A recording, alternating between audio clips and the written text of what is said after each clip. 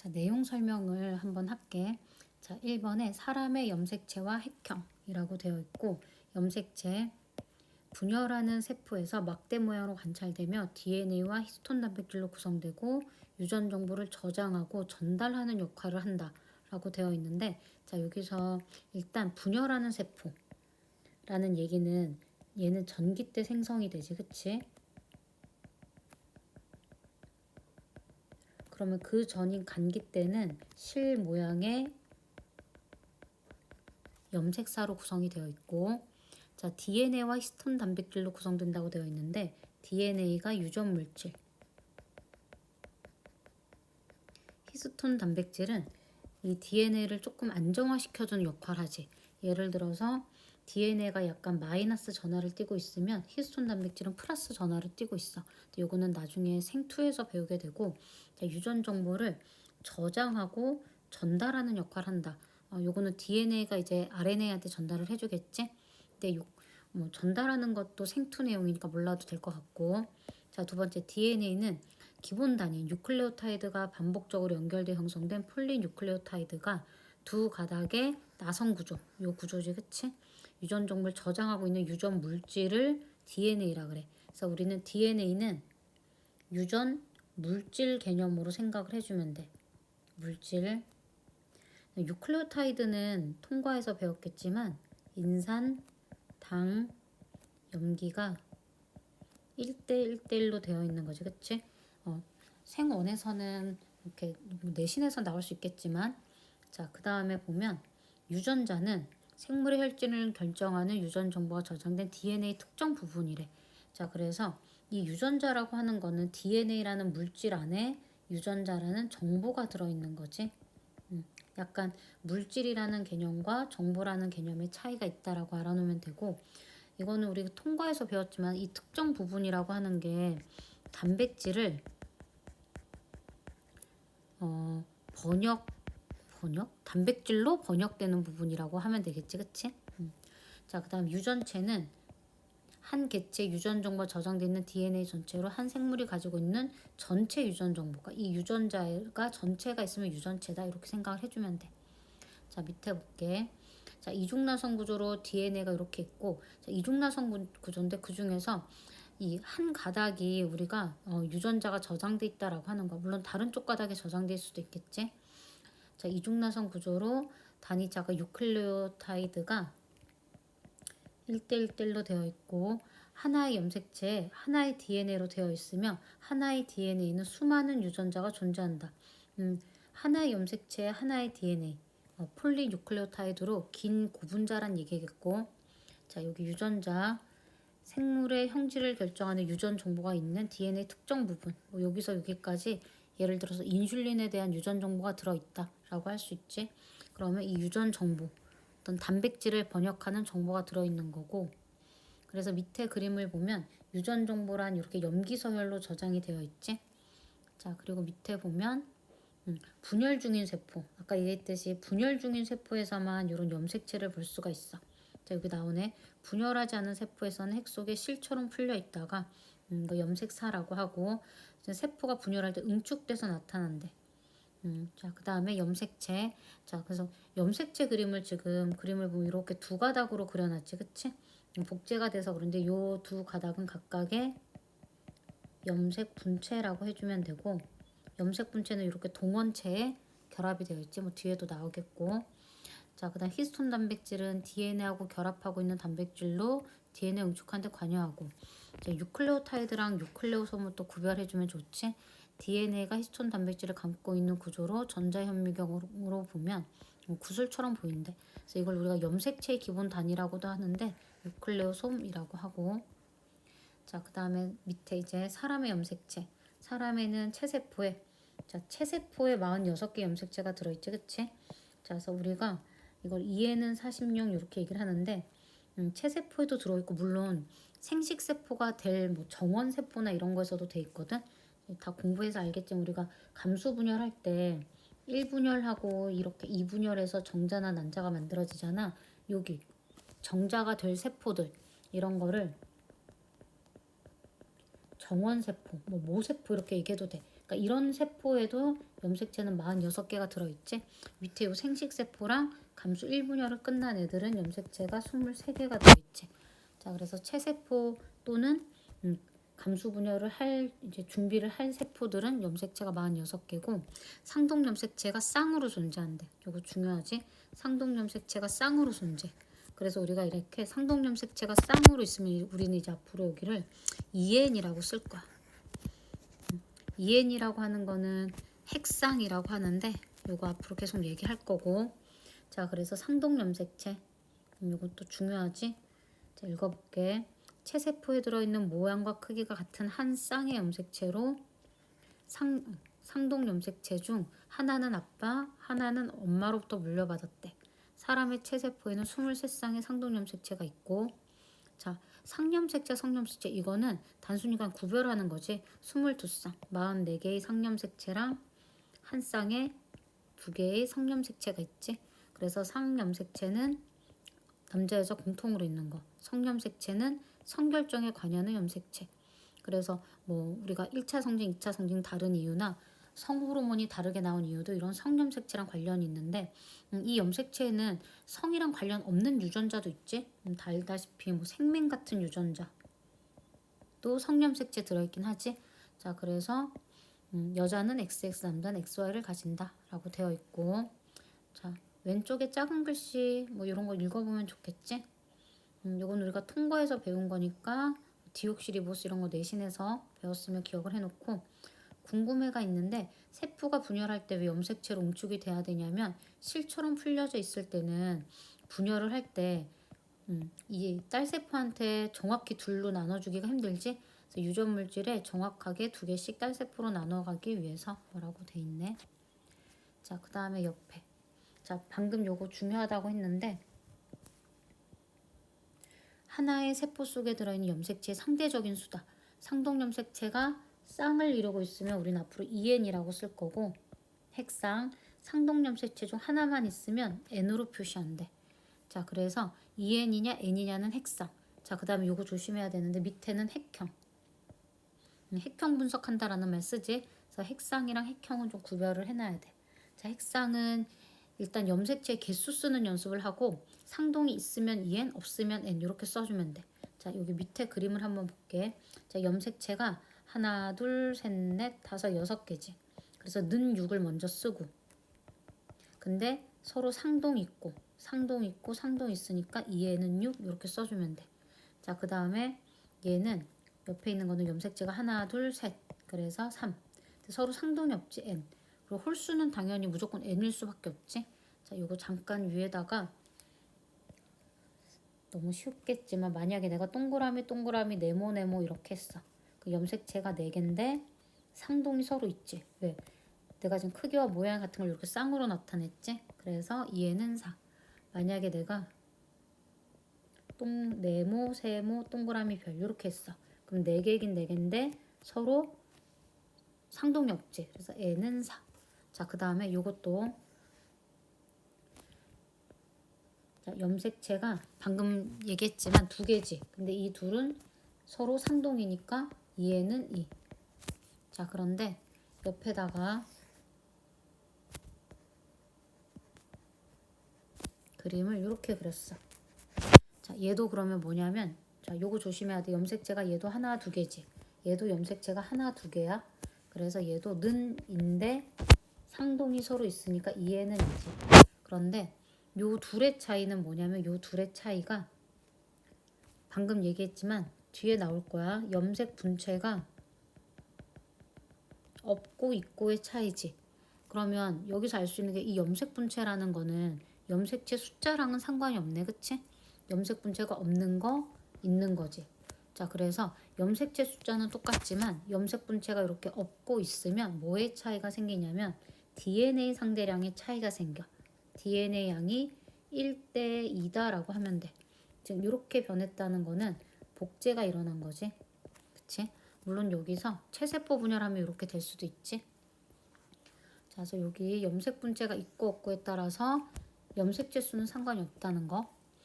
자, 그 다음에 자, 밑에 핵상 여기 체세포는 아빠로부터 온 거랑 엄마로부터 온 게 모두 세트 두 개씩 있대. 그래서 2n. 이제 엄마한테 온 거 n, 아빠한테 온 거 n 해서 2n으로 쓰고 상동 염색체 중에 하나만 있으면 n이야. 그치? 그래서 우리가 보통 생식세포를 n이라고 표현하지. 여기 나와 있고. 자, 그 다음 핵형. 핵형, 우리가 이거 핵형 분석이라고 하지. 체세포에 들어있는 염색체 수, 모양, 크기와 같이 염색체 외형적인 특징인데 생물 종에 따라 핵형이 다르며 같은 종은 성별이 같으면 핵형이 같대. 그러면 여기 여자랑 남자가 있지. 근데 성별이 안 같아. 성염색체가 달라. 그럼 이거는 핵형이 다르다라고 해줘야 돼. 자, 그리고 여기도 나와 있지만 염색체 수가 같으면 핵형이 같은가 아닌지. 그치? 그 위에 그림 잠깐 볼게. 침팬지도 지금 2에는 48. 그 다음 밑에 감자도 2에는 48이지. 그럼 이 둘은 당연히 핵형이 다른 거지. 왜냐면 염색체의 모양이나 크기 또는 염색체가 이렇게 있을 때 우리가 그림을 보통 이런 식으로 염색체 그리잖아. 이 동원체의 위치가 달라도 당연히 다른 염색체이기 때문에 핵형이 다른 거야. 자, 그 다음에 생물종에 따라 핵형이 다르며 아까 얘기했듯이 성별이 같으면 같고 성별이 다르면 다르겠지. 자, 핵형 분석을 통해서는 자, 염색체 구조나 이상, 성별. 자, 요거 알아야 돼. 염색체 수, 구조 이상을 알 수 있대. 자, 우리가 뒤에 뭐 배울 거냐면 다운 증후군 같은 거 배우지. 클라인펠터 증후군 같은 거. 그래서 염색체의 수나 구조 이상. 자, 여기서 구조 이상도 알 수 있어. 그럼 고양이 울음 증후군 이런 거 결실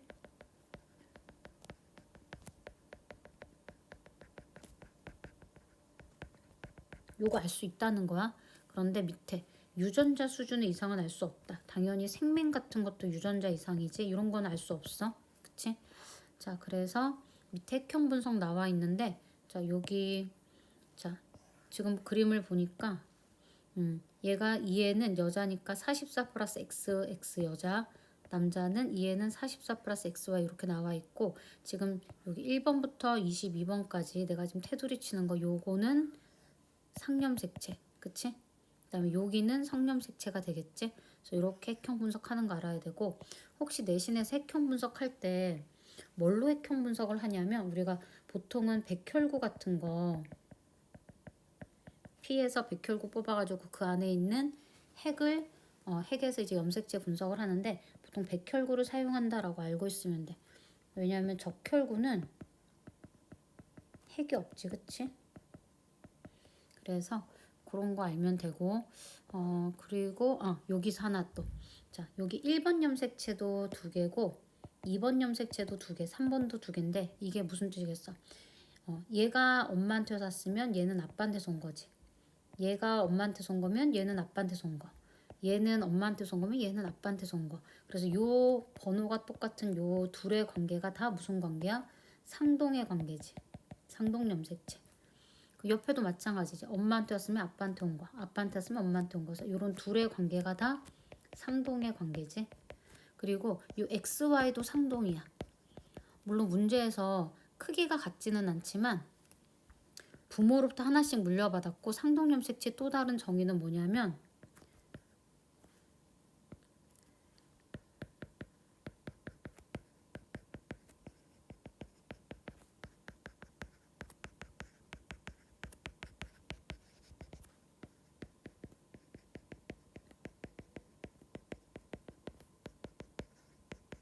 감수분열 시 접합해서 입가염색체를 만드는 건데 이 XY도 감수분열할 때 접합해서 입가염색체를 형성하기 때문에 상동염색체라고 할 수 있지. 그치?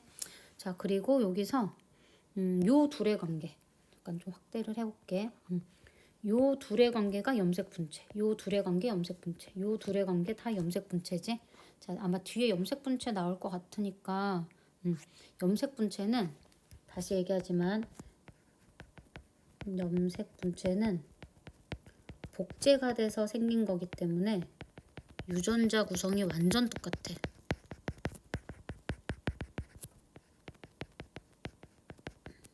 자, 근데 뒤에 설명 나올 거야. 자, 그래서 우리는 여기서 뒤에 상동 염색체랑 염색 분체를 구분하는 게 엄청 중요해. 자, 뒤에서 다시 한번 설명할게. 자, 밑에 탐구 자료창 보면 핵형 분석하기 나와 있는데 요거 한번 읽어보면 되지. 요거는 한번 읽어봐봐. 자, 그리고 자, 넘겨서 자, 자, 염색 분체 형성. 방금 아까 얘기했다시피 자, 위에다가 그려볼게. 내가 위에다가 염색체를 이렇게 한 개를 그려. 자, 근데 얘가 DNA가 복제되면 요 모습이 돼. 자, 이렇게 그려놓으면 좋을 것 같아. 왜냐면 위에도 지금 염색체 하는 한 개야. 염색체 수는 얘도 한 개고 얘도 한 개야. 그런데 DNA 상대량이 1대 2가 되는 거지. 그치? 자, 그래서 염색 분체라는 거는 여기 봐봐. 세포 분열 전기와 중기에 관찰되는 염색체에서 라고 했어. 왜냐하면 감기 때 DNA가 복제되기 때문에. 근데 물론 감기 때는 염색 사의 형태로 되어 있지. 그래서 우리가 세포 분열 전기 때 볼 수 있는 형태는 이미 DNA가 복제가 되어 있고 전기 때 염색체가 나타난다. 이런 염색 분체 형태로 볼 수 있다는 거야. 염색체에서 동원체 부분, 여기 동원체라 그래. 서로 연결되어 있는 각각의 가닥. 뭐 이렇게 생각해도 되고 이렇게 생각해도 돼. 그래서 원래 한 가닥이었는데 복제돼서 이렇게 두 가닥이 생긴 거지. 자, 근데 염색 분체 형성, 항염색체를 구성하는 두 염색 분체는 DNA가 복제됐어. 이거 너무 중요하지. 자, DNA가 복제돼서 만들어졌기 때문에 유전자 구성, 유전자가 완전 똑같아. 자, 무슨 얘기냐면 이 사람이 혈액형으로 칠까 A야. 그러면 여기에 A라는 유전자가 들어있으면 당연히 여기도 A라는 유전자가 들어있다는 얘기겠지. 자, 그리고 밑에 염색 분체는 언제 분리되냐? 우리가 체세포 분열 같은 거 할 때 또는 감수 이분열할 때 염색 분체는 세포 분열 시 분리되어 서로 다른 딸세포로 들어간다. 딸세포 두 개 유전 정보는 그래서 동일하다. 여기. 그치? 자, 이거를 내가 요 위에 있는 염색체 그림을 한번 그려볼게. 자, 이렇게 그릴 수가 있어. 자, 방금 아까 이렇게 있다 그랬지. 근데 얘가 복제되면 어떻게 돼? 이렇게 염색 분체가 되지? 근데 얘가 어떻게 되는 거야? 나눠지는 거야. 그래서 왼쪽에 있는 염색 분체는 왼쪽으로, 오른쪽에 있는 염색 분체는 오른쪽으로. 그래서 세포, 모세포가 DNA가 복제돼서 이렇게 딸세포로 나눠 들어가면 모세포와 딸세포에 들어있는 유전자 구성은 똑같은 거지. 자, 근데 이따 아까도 얘기했지만 이거 조심해야 돼. 내가 모세포에 염색체를 그려놨다고 해서 복제될 때 염색체가 복제되는 건 아니야. 아까 얘기했다시피 여기 보면 염색 사회 형태로 복제가 되는 거지. 자, 그래서 여기 읽어볼게. 모세포의 핵 속에는 염색체가 실처럼 풀려진 염색사로 되어 있는데 세포가 분열하기 전에 핵 속에 DNA가 이미 복제가 돼. DNA가 복제는 언제? 감기 때 되는 거야. 분열 전이니까 이걸 우리가 감기라 그래. 그런데 세포 분열이 시작되면 핵막이 사라지고 이제 복제된 염색체들이 응축이 돼. 그래서 염색체에는 염색 분체 두 개가 동원체 붙어 있는 상태다. 그래서 우리가 전기 때 볼 수 있는 상태는 염색 분체로 이렇게 있는 상태겠지. 그러면 세포 분열이 진행되면서 염색 분체가 분리되어 각각 딸세포로 들어가. 이때 딸세포 염색체 수는 모세포와 같지. 왜냐면 지금 이거 얘 다 염색체 수 똑같아. 왜냐하면 아까 내가 여기서 뭐라 그랬지? 염색 분체가 없고 있다고 해서 DNA 양의 차이가 있는 거지 염색체 수의 차이가 있는 건 아니라 그랬지. 그래서 다시 일로 오면 지금 여기선 내가 염색체를 다 한 개씩 그려놨는데 한 개란 얘기야. 자, 그래서 여기 염색체 수는 같고 밑에 보면 염색 분체는 DNA가 복제돼서 만들어진 거기 때문에 유전 정보도 서로 같아. 자, 그래서 이때 만약에 DNA 상대량이라고 하면 DNA가 1에서 2로 복제돼서 2배가 됐는데 이 2를 반반 나누니까 딸세포에도 1이 되겠지. 그래서 모세포에 있는 염색체 수, 딸세포에 있는 염색체 수나 DNA 양도 다 똑같다는 얘기야. 그치? 자, 그래서 염색 분체에 대한 얘기를 했고, 자, 여기 이제 C, 상동 염색체와 대립 유전자. 자, 상동 염색체라는 개념이 엄청 중요하지, 그치? 자, 밑에 볼게. 염색체와 유전자. 염색체를 구성하는 DNA 특정 부분에 유전자가 있대. 자, 아까 다시 얘기하지만 DNA는 물질 개념, DNA라는 물질 안에 유전자라는 정보가 들어있는 거지. 근데 이 유전자는 DNA의 특정한 위치에 있어. 자, 근데 상동염색체와 대립유전자. 대립유전자는 한 가지 형질에 대한 대립 형질을 나타내게 하는 유전자로, 자, 여기가 중요하네. 상동염색체의 같은 위치에 존재한다. 자, 상동염색체는 부모로부터 한 개씩 물려받은 것이므로 대립유전자는 같을 수도 있고 다를 수도 있다. 자, 그래서 여기 보면, 자, 여기 봐봐. 자, AA 이렇게 같을 수도 있지만 라지 C, 스몰 C 다를 수도 있지. 자, 그래서 상동염색체가 얘가 복제돼서 이렇게 염색 분체됐고, 주황색 얘 복제돼서 이렇게 됐고. 자, 아까도 이거 똑같은 그림 그렸는데, 자, 얘 염색체가 두 개니까 얘는 2. 자, 여기도 염색체가 두 개니까 얘는 2. 이렇게 쓸게. 자, 그런데 지금 복제가 됐기 때문에 DNA 양이 1대 2로 된 거고, 그래서 염색 분체가 붙어 있는 거는 염색체가 많아진 게 아니야. 숫자는 그대로야. 자, 그리고 DNA만 두 배가 된 거지. 이렇게 둘은 상동의 관계, 이렇게 둘도 상동의 관계. 근데 이렇게 둘은 염색 분체의 관계가 되겠지. 자, 그리고 염색 분체는 무조건 유전자가 똑같아. 그치? 유전 정보가 무조건 똑같아야 돼. 근데 상동 염색체는 지금 보면 같을 수도 있고, 여기 같을 수도 있고, 라지에 라지에, 그다음에 라지 스몰이 이렇게 다를 수도 있지. 이렇게 같으면 이렇게 같으면 동형적합, 이렇게 다르면 이형적합이라고 하겠지. 여기 나와 있고. 자, 그다음에 왼쪽 대립유전자 이런 거 한번 읽어봐. 자, 그런데 상동염색체를 일단 봤을 때 하나는 아빠로부터 물려받았고 하나는 엄마한테 물려받았다고 해볼게. 여기 이렇게. 그런데 아까 얘기했듯이 이런 대립유전자가 같을 수도 있고 이렇게 대립유전자가 다를 수도 있지만 전체적으로 보면 엄마 아빠가 일란성 쌍둥이가 아니기 때문에 무조건 달라야 돼. 그치? 자, 그래서 이런 거 한번 읽어봐봐. 자, 그 다음에 넘겨서 뒤에 문제 있는데 이 뒤에는 쉬우니까 한번 각자 풀어볼게.